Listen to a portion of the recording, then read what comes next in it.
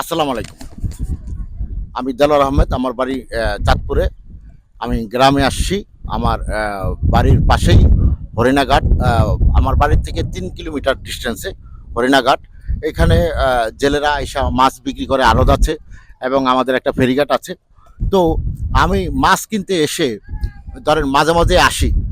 আমাদের মেঘনা ইলিশ হলো ৩,৫০০ টাকা কেজি এবং চিটাঙের যে ইলিশটা সেইটার দাম হলো ২৪০০ থেকে ২৫০০ টাকা কেজি। তো আমাদের এই নদীতে কেউ তো খাবার দিচ্ছে না। তো আমার প্রশ্ন হলো, এই ইলিশের কেজি কেন ৩৫০০ টাকা হবে? এটা কেন? এটার কোনো প্রশ্ন আছে কারো কাছে? তো এটা ওনার সাথে আমার কথা হলো, যারা মাছ ধরছে ওই জেলেদের সাথে আমি একটু কথা বলবো কেন ৩৫০০ টাকা কেজি আর ওনাদের কি সমস্যা। কাকা আসসালামু আলাইকুম। ওয়ালাইকুম সালাম। কাকা এই যে ৩৫০০ টাকা কেজি মাছ কেন?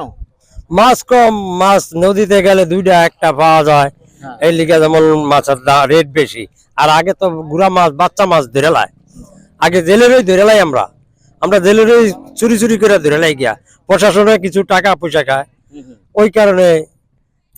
আচ্ছা, তার মানে হলো ওই যে ঝাটকা মাছ ধরার কারণে এখন আপনারা বড় মাছ পাচ্ছেন না, এটাই তো বিষয় নাকি? না না, এই জাটকা মাছ ধরনে অনেক বড় মাছ পাইতেছি না। তো ঝাটকা মাছ ধরা তো নিষেধ, সরকার নিষেধাজ্ঞা আছে। এটা সরকার নির্দেশে অন্ত ভাই আমরা চুরি করে ভাই আছে না মাছ ধরে আনি। তো এই জন্যই তো আপনারা তো ক্ষতিগ্রস্ত নাকি? আমরা ক্ষতিগ্রস্ত। হ্যাঁ, যে এই যে অল্প কিছু ঝাটকা ধরে ধরে ফেলার জন্য জাটকা ধরি ১০০ টাকা কেজি, ১৫০ টাকা কেজি বেশি, ১০০ আবার ৭০-৮০ টাকা কেজি বেশি। আর ইলিশ মাছ বেশি ৩,০০০ টাকা। এটা তো রাষ্ট্রেরও ক্ষতি, আপনাদেরও ক্ষতি, সবারই ক্ষতি এটা। রাষ্ট্রের জনগণেরও ক্ষতি। জনগণ মাছ খেতে পাচ্ছে না। ৩,৫০০ টাকা কেজি মাছ, আপনি কি মাছ যে ধরেন আপনি কি খেতে পাচ্ছেন? না, আমি খাইতাম কইতে না, আমি রুজি করুম ৫,০০০ টাকা, বাকি যে মানুষ লিয়া চইলা ফিরা খাইতে পারি না মাছ। আমি তো রুজি আমার কম, আমি খামু কামবে। আপনার কি ইচ্ছে করে না ইলিশ মাছ খেতে? ইলিশ মাছ খাইতে ইচ্ছা করে না, সবাই ইলিশ মাছ খাইতে ইচ্ছা করে, কিন্তু খেতে অন্তর পাচ্ছেন না। খাইতে পারি না। সংসার খেলে তো আর মানে বাসায় বাজার নিতে পারবেন না। না, বাজার নিতে পারুম না, কিস্তি চালাইতে পারুম না।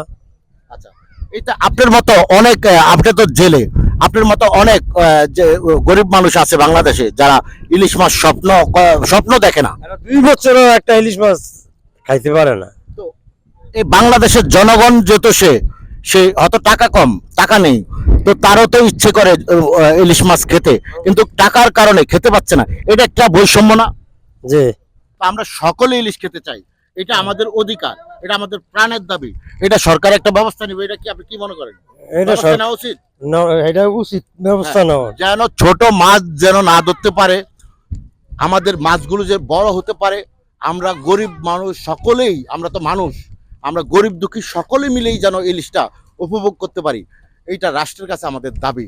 আমি চাঁদপুরের ছেলে, আমি বিজনেস করি, আমি কোনো কন্টেন্ট ক্রিয়েটর না। আমি জাস্ট আমার মনে হলো কেন ৩৫০০ টাকা কেজি। আমি যে একটা বিজনেসম্যান, হ্যাঁ, তো আমারও অনেক সময় মনে হয় যে ইলিশ মাছের কেজি ৩৫০০ টাকা। যখন আমি মানুষের গিফট দিতে যাই, আমি সেদিনও ১ লাখ ১.৫ লাখ টাকা আমি ইলিশ মাছের বিল দিলাম। তো এইটা আমার কাছে মনে হয় যে অনেকই বেশি। এটা হওয়া উচিত হইল ১,০০০ থেকে ১,২০০ টাকা কেজি সর্বোচ্চ হওয়া উচিত। যেহেতু এখানে কোনো ইনভেস্টমেন্ট নাই, গভর্নমেন্ট কোনো রাজস্ব পাচ্ছে না এবং গরিব মানুষরা খেতে পাচ্ছে না, এটা তো তাদের অধিকার। সে মাছ ধরছে কিন্তু খেতে পাচ্ছে না, তাহলে এটা একটা বৈষম্য। এই বৈষম্য দূর করতে হবে, খালি মুখে নয়, কাজে প্রমাণ করতে হবে, কাজ করতে হবে, জাতির জন্য কাজ করতে হবে, গরিবের জন্য কাজ করতে হবে। আপনারা মুখে বলেন যে আমরা এই করছি সেই করছি, আমরা স্বাধীনতার পক্ষের লোক, জনগণের লোক, জনগণকে ভালোবাসি, কিন্তু কাজে আপনারা আসলে কিছু করছেন না। আমি আশা করবো আপনাদের কাছ থেকে জনগণের কল্যাণে কাজ করবেন, জনগণ যেন ইলিশ মাছ খেতে পারে। এরকম অনেক কিছুর থেকে বৈষম্য শিকার জনগণ, এই জনগণের পাশে দাঁড়াবেন। সকলে ভালো থাকবেন, আল্লাহ হাফেজ। কাকা, আপনাকে দিয়ে শেষ করলাম, কি আপনি সরকারের উদ্দেশ্যে একটা কিছু বলে দেন যে আমরা যেন বেশি বেশি ইলিশ মাছ পেতে পারি এবং আমরাও যে ইলিশ মাছ খেতে পারি এবং এই জাটকা যেন না ধরা হয়। জাটকা যে না ধরো, এটার লিগা সরকার যদি খেয়াল নেয় তাহলে পারে। প্রশাসনও এই আন্তরিক হতে হবে। এটা আপনার দেশ, হ্যাঁ, এটা আমাদের রাজস্ব খাতে অনেক অবদানও রাখতে পারে। হ্যাঁ, আমরা যদি অনেক ইলিশ মাছ বিদেশে পাঠাইতে পারি, আমরা সেখানে আমাদের রাজস্ব খাতে অবদান রাখতে পারি। তো আমরা আন্তরিক হবেন, দেশের জন্য কাজ করবেন। আল্লাহ হাফেজ।